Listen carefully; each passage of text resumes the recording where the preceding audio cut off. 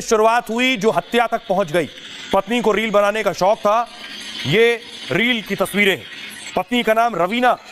Raveena reel बनाने की शौकीन थी। रील बनाते बनाते जिस शख्स से मिली उससे प्यार हो गया, वो भी रील बनाता था और उसके बाद पति की हत्या कर दी।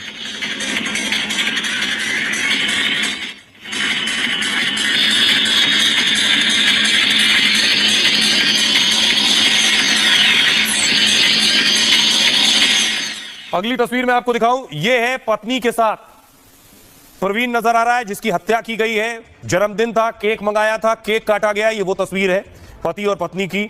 इसके बाद पत्नी ने पति की हत्या की। हत्या करने के बाद बोरे में शव को भरा।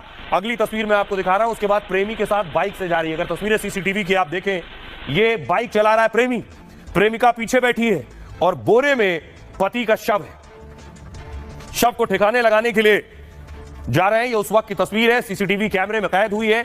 घर की गली से निकले, उसके बाद सड़क पर दूसरा सीसीटीवी है, इसमें कैद हुई। बीच में आपको एक बोरा नजर आ रहा है, इसमें ही पति की बॉडी है, पति का शव है। अब आइए आपको बताऊं कि पुलिस कैसे पहुंची यहां तक। पत्नी ने पति की हत्या कर ठिकाने लगा दिया था, लेकिन पुलिस को कैसे जानकारी मिली? दरअसल प्लान था कुछ इस तरह का।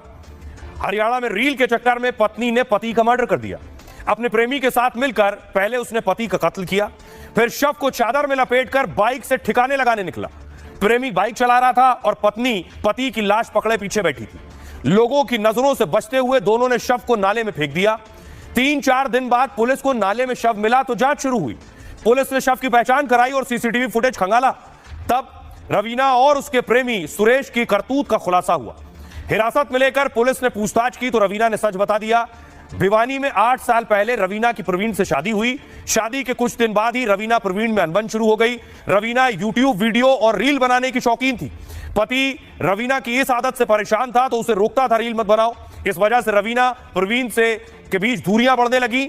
इस बीच यूट्यूब के जरिए वो सुरेश के संपर्क में आई।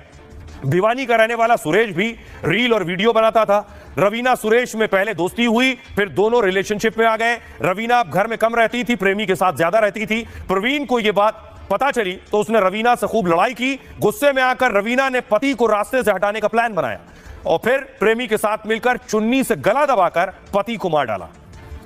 प्रधानमंत्री नरेंद्र मोदी यमुना की सफाई में जोर शोर से लग गए। तस्वीर में आपको दिखाऊं, ये आप देख रहे हैं यमुना की सफाई तेजी से चल रही है, युद्ध स्तर पर चल रही है। पीएम मोदी ने आज बैठक ली। अगली तस्वीर में आपको दिखाऊं, प्रधानमंत्री नरेंद्र मोदी ने बैठक की है और इस बैठक में खुद सीएम भी मौजूद थी। दरअसल यमुना की सफाई को लेकर पीएम मोदी एक्शन में है। पीएम मोदी खुद लगातार अधिकारियों से अपडेट ले रहे हैं।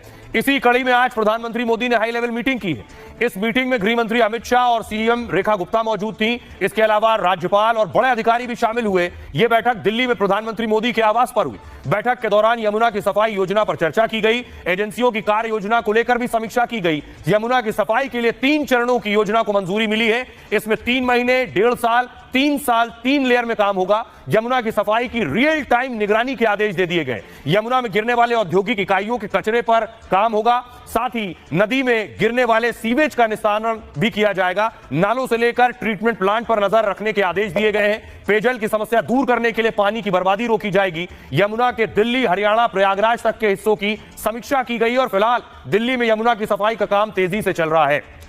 तो दिल्ली में यमुना की सफाई को लेकर क्योंकि रिवर फ्रंट बनना है, उसकी तैयारी जोर शोर से शुरू हो गई।